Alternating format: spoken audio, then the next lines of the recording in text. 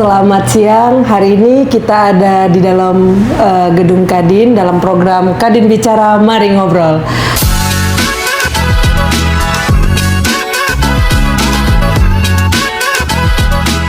Kebetulan hari ini dihadiri oleh Pak Deddy Masri selaku Kepala Badan Ekonomi Syariah Kadin Sumatera Utara. Kemudian ada Pak Amril Siagian selaku Komtab Bidang Pendidikan Menengah Kadin Sumatera Utara, dan Pak Indra Prawira selaku WKU Pendidikan dan Kebudayaan Kadin Sumatera Utara. Apa kabar Bapak-bapak? Alhamdulillah baik. Ya, di tengah hari libur masih semangat untuk memajukan bangsa di dalam kantor Kadin, ya, dalam acara Kadin Bicara. Baiklah, topik kita kali ini kemungkinan saya mulai dari Pak Deddy Masri dulu ya. Topiknya pendidikan Islam. Yang ingin saya tanyakan nih Pak tentang pendidikan Islam ya, khususnya pendidikan di pesantren ya. Gimana sih sekarang perkembangan pesantren itu khususnya di Sumatera Utara di tengah gempuran-gempuran pendidikan-pendidikan mulai dari dasar hingga menengah itu yang berstandar internasional. Artinya banyak sekarang pendidikan-pendidikan yang berasal dari luar negeri, nggak usah kita sebut mereknya, itu masuk. Nah, bagaimana sih kita tetap mempertahankan pendidikan pesantren ini tetap bisa sustain atau berkelanjutan lah di Provinsi Sumatera Utara? Baik, terima kasih banyak Bu Dewi. Pertama, memang kita lihat pesantren itu memang adalah satu-satunya label yang tertua ya, karena kata-kata pesantren itu sudah cukup lama, dan memang pesantren itu adalah tempat lembaga mengelola anak-anak 24 hours, 24 jam mereka ada di lingkungan pesantren. Jadi memang dalam dunia pesantren sekarang ini memang Bu Dewi, memang kita melihat beraneka ragam. Kita lihat, perlu kita cermati satu persatu. Pertama, yang sebenarnya pesantren ini hari ini pada umumnya tidak kalah maju dengan yang ada sekolah-sekolah umum. Karena hampir rata-rata pesantren itu jauh lebih mandiri. Kenapa? Mereka, kalau umpama mereka sudah tamat, mereka jauh lebih bisa meletakkan posisi diri mereka berada di mana saja. Dan mereka itu dari segi pengalaman dan kemandirian, pertama pesantren itu sudah menguasai bahasa Arab dan bahasa Inggris yang memang mereka ada di dunia pesantren itu sendiri. Jadi kalau untuk bersaing di dunia internasional, insya Allah pesantren itu nggak kalah maju dengan yang ada sekarang. Kenapa saya katakan? Karena mereka tuh jauh lebih punya soft skillnya tuh. Pertama dari language, dari bahasa mereka kuasain. Dan yang kedua, kemandiriannya yang ada di pondok pesantren yang memang diawasi dan dikontrol oleh para guru. Yang ketiga, mereka itu ada semacam pelatihan-pelatihan kepidatuan ya, yang habis itu juga merapikan masing-masing tempat tidurnya apa saja. Jadi mereka itu untuk bersaing dunia internasional, saya rasa pesantren itu insya Allah bisa lah dan bisa diperkirakan lah. Mungkin itu yang saya sampaikan Bu Dewi. Oke, menarik ya. Berarti Pak, kalau sedikit saya tangkap ya dari pembahasannya, bahwasannya memang kelebihan di pesantren ini anak-anak itu emang dididik supaya disiplin ya. Mulai dari bangun tidur hingga tidur lagi. Jadi dia lebih terstruktur. Itulah yang menjadi kuncinya untuk kita dapat bersaing, atau pesantren ini dapat bukan bersaing ya, artinya bisa tetap sustain lah ya di dunia pendidikan khususnya. Nah, di tengah kita harus bersaing juga atau dengan sekolah-sekolah internasional lainnya lah, seperti itu ya Pak ya. Dan saya bergeser ke Pak Amril Siagian ya, Komtab Bidang Pendidikan Menengah, khususnya Bapak kan salah satu pengusaha di Kadin yang memiliki bimbingan belajar nih Pak, ya kan. Nah, yang mau saya tanyakan gini Pak, perlukah bimbingan belajar ya kan untuk anak-anak yang misalnya dari menengah menuju pendidikan tinggi? ya kan? Di saat juga di sekolahnya juga sudah sekarang berlomba-lomba menyiapkan fasilitas itu di sekolah dia yang menengah inilah, tanpa harus dia keluar ke bimbingan belajar. Kira-kira perlu nggak, atau apa sih benefitnya kalau kita ngambil yang namanya bimbingan tambahan di luar sekolah gitu Pak? Silakan Pak. Ya, terima kasih Bu Dewi. Jadi hari ini kalau ditanya perlukah bimbingan belajar itu dilaksanakan gitu ya, saya sebagai pelaku bimbingannya tentu jawabannya pasti gitu ya. Tapi terlepas saya sebagai pemilik atau pengelola sebuah bimbingan, satu hal yang menjadi perhatian kita bersama ini khusus untuk tingkat pendidikan Provinsi Sumatera Utara. Ya. Kita tahu bahwa jumlah sekolah yang tingkat menengah baik SMA maupun SMK, madrasah aliyah maupun yang setara dengan itu, kalau kita bicara kompetisi, kita bicara kelulusan dulu ya di tingkat perguruan tinggi negeri, jika dibandingkan dengan beberapa tahun terakhir, sayang memang tidak ada lembaga yang memang secara resmi bisa mengkalkulasi ini dari tahun ke tahun. Tapi pengamatan kita itu kalau yang masuk di universitas dan perguruan tinggi negeri terbaik ya, itu dari Sumatera Utara itu bisa kita bilang sebenarnya menurun. Dulu sebelum 2012 kan belum pernah kita kenal dengan SMA Del gitu ya. Tapi begitu kemudian muncul, maka bisa menyumbang kelulusan-kelulusan mereka di PTN favorit itu. Pertanyaannya, ketika kemudian adik-adik ini sudah mendapat pendidikan di sekolah, konteksnya tadi, apakah diperlukan untuk kemudian dilakukan lagi bimbingan untuk masuk di perguruan tinggi negeri? Jawaban saya iya, apalagi sekarang anak-anak ini kan apa yang dipelajari dari sekolah, ketika kemudian dia menjawab instrumen tes yang diujikan masuk perguruan tinggi negeri, itu kan ada yang belum match. Artinya bukan berarti tidak dipelajari, ya. Tapi bagaimana tingkat pengetahuan dan kognitifnya itu tidak cukup hanya di situ. Jadi memang anak-anak perlu berlatih. Gitu. Apalagi sekarang dengan ada istilah pemerintah kan sedang menggalakkan istilah literasi. Ya. Jadi adik-adik yang sekarang ini sedang belajar, dia belajar semua mata pelajaran. Tapi begitu diujikan di tingkat perguruan tinggi negeri, seperti yang baru-baru ini kita tahu, ternyata yang diujikan itu kan hanya beberapa item. Ada yang namanya tes potensi skolastik sama literasi. Literasinya pun literasi bahasa Indonesia, bahasa Inggris. TPS-nya juga lebih cenderung ke pengetahuan numerik, ya, pengetahuan kuantitatif, matematika gitu. Jadi anak-anak ini pada akhirnya ketika kemudian dia memperebutkan kursi perguruan tinggi negeri itu, ada instrumen yang memang dia butuhkan untuk bisa memahami tes yang akan dihadapinya, dan bimbingan, tentu bimbingan belajar mampu menghadirkan ini. Nah, kalau saya ditanya di luar konteks bahwa saya sebagai pelaku bimbingan, pasti dibutuhkan gitu.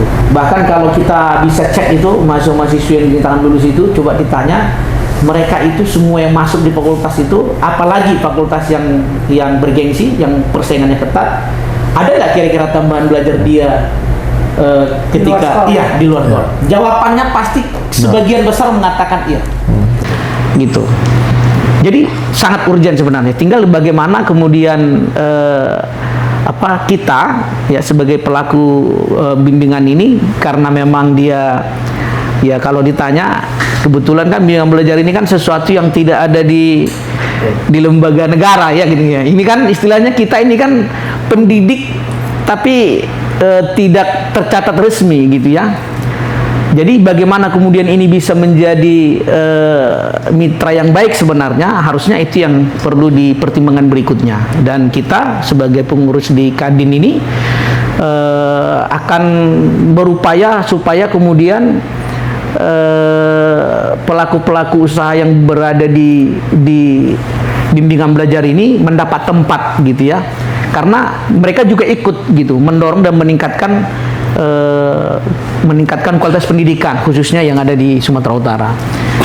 Itu kalau saya melihat, Bu Dewi. Oke, kebutuhan akan bimbingan atau pembelajaran tambahan di luar sekolah itu memang sangat mempengaruhi ya kemana, karena kan nanti di bimbingan belajar itu kita akan diajari lebih spesifik, lebih fokus, lebih ke soal-soal. Kalau di sekolah kan dia memang secara general kayak matematika, fisika, kimia, mafia lah ya itu namanya ya dulu, kalau bahasa Indonesia. Tetapi kan di ujian itu nanti di tes itu kan bentukannya lain. Yang jadi mungkin memang kalau di lembaga bimbingan belajar ini akan dibelajari bagaimana trik-trik menjawab soal dengan cepat, ya kan, membaca dengan cepat, bagaimana menambah literasi dan lain-lain. Oke, selanjutnya saya akan bergeser lagi ke Pak Indra Prawira selaku WKU Pendidikan dan Kebudayaan Kadin Sumatera Utara.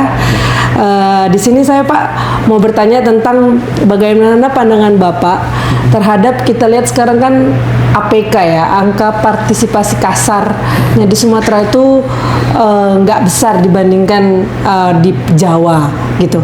Bagaimana sih Pak caranya kita dari Kadin khususnya ya sebagai mitranya pemerintah untuk bisa meningkatkan APK, angka partisipasi kasar, agar siswa-siswa yang dari menengah mau melanjutkan ke pendidikan tinggi.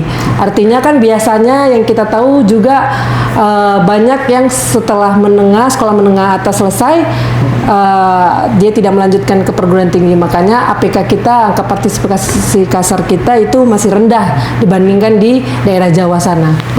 Kita melihat ini terkait yang SMA kemudian tidak lanjut ke perguruan tinggi, atau ada juga angka yang putus sekolah di SMP dan di bawahnya. Jadi memang terkait akses ke pendidikan tinggi yang butuh biaya. Memang di satu sisi sudah ada program pemerintah misalnya terkait program KIP kuliah ya, di mana di situ ada gratis biaya dan malah ada uang saku. Kita melihat ini termasuk program yang sangat baik, sehingga akses masyarakat terutama yang kurang mampu ke pendidikan tinggi bisa semakin besar. Hal ini penting karena memang kita melihat pendidikan ini jadi alternatif yang paling baik untuk memutus mata rantai kemiskinan. Jadi kita lihat untuk generasi yang mungkin masih menengah ke bawah, ketika ada anak-anaknya yang mendapat pendidikan tinggi, mereka biasa punya kesempatan yang lebih besar, yang lebih baik untuk dapat mendapatkan akses ke pekerjaan atau usaha yang lebih baik, sehingga bisa lebih baik perekonomiannya dan keluar dari kemiskinan. Jadi satu hal memang bahwa harus ditekankan, itulah pentingnya pendidikan ya. Makanya yang disampaikan tadi, APK memang harus terus kita dorong supaya tetap naik. Akses ke pendidikan tinggi juga harus, bagi yang nggak mampu harus terus disupport.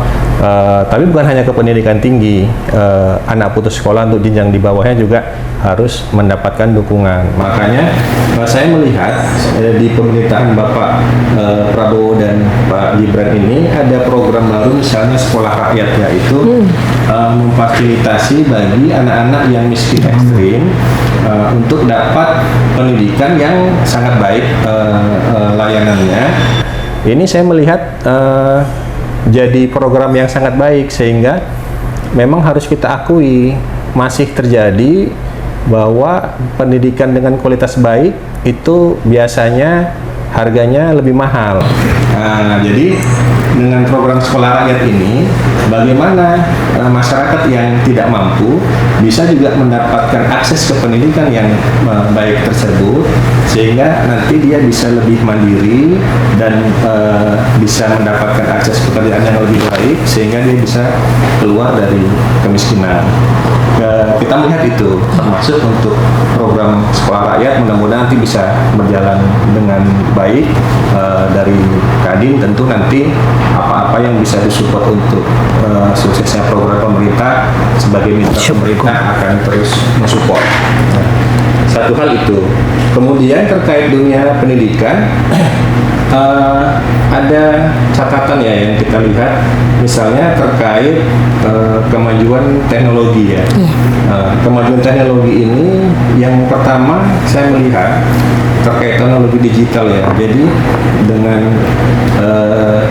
berkembangnya yang sangat cepat dan sangat masif, kita melihat sekarang gadget itu jadi candu baru bagi pelajar, bagi anak-anak, sehingga mereka banyak yang sering main game atau hal-hal lain yang tidak produktif, malah ada yang sampai kepada hal-hal yang negatif. Jadi itu termasuk hal yang menurut saya penting di dunia pendidikan. Makanya di Kadin Sumut kita pernah di bidang pendidikan kebudayaan itu kerjasama dengan Kementerian Kominfo melakukan program literasi digital, bagaimana memberikan edukasi kepada pelajar untuk bisa memanfaatkan teknologi digital secara positif dan produktif. Satu catatan itu. Kemudian catatan yang kedua, kita melihat memang dengan teknologi yang berkembang sangat cepat ini, dunia usaha dan dunia kerja itu kan ada agak berbeda dengan dunia pendidikan ya. Dunia usaha, dunia kerja dengan adaptasi terhadap teknologinya saya melihat lebih cepat daripada dunia pendidikan. Jadi ketika ada teknologi yang baru, teknologi baru bagi dunia usaha, ketika itu bisa jadi alternatif untuk efisiensi cost atau jadi alternatif untuk inovasi produk, itu dunia usaha, dunia kerja cepat adaptasinya. Mereka langsung bisa gunakan. Sementara ketika itu coba diadaptasi di sekolah, itu kan butuh proses panjang dari penyesuaian kurikulum, penyediaan peralatan untuk belajar, termasuk guru-guru yang mengajarkan. Jadi disitulah perlu nanti link and super match dari dunia pendidikan, kesiapan ke dunia kerja dan dunia usaha. Makanya Kadin Sumut juga pernah itu berkeliling ke sekolah-sekolah tingkat SMA, SMK untuk bisa berkolaborasi, mendukung dan memberikan penguatan pada pelajar agar lebih siap menghadapi dunia usaha dan dunia kerja itu gitu. Jadi bisa lebih selaras. Jangan sampai nanti terjadi masalah tamatan dari dunia pendidikan tidak siap ke dunia usaha dan dunia kerja. Nah, itu sudah berjalan beberapa kali kita buat program kegiatan dan insya Allah nanti akan bisa kita teruskan. Sementara itu. Selanjutnya kita masuk ke sesi closing statement. Kita mulai dari Pak Deddy Masri, silakan Pak. Baik, ya, alhamdulillah, terima kasih banyak Bu Dewi yang telah hadirin di ngobrol Kadin. Sesungguhnya memang Kadin ini bagi saya adalah luar biasa karena sesungguhnya pesantren itu juga bagian daripada pendidikan yang memang mesti kita ajarkan dan kita kasih tahu kepada semua para santri, ada pimpinan pondok pesantren. Dan pesantren juga mudah-mudahan terbuka untuk menerima kehadiran para kadin untuk makin maju lagi, dan nantinya para santri yang sudah tamat bisa ikut berkolaborasi, ikut join kerjasama hal-hal yang dunia usaha, karena bagaimanapun pesantren itu mesti ada hubungan baik dengan kadin, khususnya Kadin Sumatera Utara. Mungkin itu aja dari saya. Terima kasih Pak Deddy Masri. Boleh Pak Amri Siagian untuk closing statement-nya? Ya, terima kasih Bu Dewi untuk pemirsa Kadin Berbicara. Kita tahu bahwa dalam waktu beberapa bulan ke depan untuk peserta kelas 12 setingkat SMA itu akan ada pelaksanaan pengganti ujian nasional. Namanya kita belum tahu ya, tapi informasinya namanya tes kompetensi akademik. Jadi kita dari Kadin berharap bahwa bagaimana anak-anak kelas 12 Sumatera Utara ini bisa mempersiapkan itu. Tentu kalau ada kolaborasi antara kita dengan dinas-dinas terkait yang bisa untuk mempersiapkan anak-anak ini untuk mempersiapkan secara dini kemampuannya untuk menghadapi tes kompetensi akademik itu yang pertama. Terus yang kedua, bagaimana seluruh anak-anak ini mampu menghadapi perubahan-perubahan yang akan terjadi ke depan. Karena kita tahu selalu ada regulasi yang berbeda gitu ya. Dulu sangat kental dengan kurikulum K13, habis itu berganti lagi kurikulum Merdeka, kemudian ini ada lagi. Jadi bagaimana anak-anak mampu untuk beradaptasi terus, itu menjadi tantangan tersendiri. Saya pikir itu untuk dari kita. Jadi bagaimana supaya kita ke depan Kadin juga bisa mengambil peran berkolaborasi dengan instansi terkait untuk mempersiapkan anak-anak kelas 12 ini menghadapi pemilihan ujian nasional. Saya pikir itu. Oke, terima kasih Pak Amril Syagian. Kita lanjut ke Pak Indra Prawira. Silakan Pak, closing statementnya. Ya, kita melihat pendidikan ini menjadi hal yang sangat penting. Karenanya perlu konsen atau perhatian intens dari semua pihak, termasuk kita di Kadin Sumatera Utara sebagai mitra pemerintah akan tetap berkolaborasi untuk bisa memajukan pendidikan di Sumatera Utara, terutama terkait kesiapan dari alumni dunia pendidikan untuk kesiapannya masuk ke dunia usaha dan dunia kerja. Ya, saya pikir itu. Oke, terima kasih Pak Indra Prawira. Baiklah pemirsa, kita sampai di ujung acara tadi dalam hal bincang-bincang dalam acara Kadin Bicara Mari Ngobrol. Semoga apa-apa yang disampaikan oleh narasumber kita hari ini dapat menambah literasi kita, khususnya Provinsi Sumatera Utara, masyarakatnya, ataupun pemerintah Provinsi Sumatera Utara. Sampai ketemu di channel Kadin Bicara Mari Ngobrol. Jangan lupa komen, like, and share, subscribe di YouTube Kadin.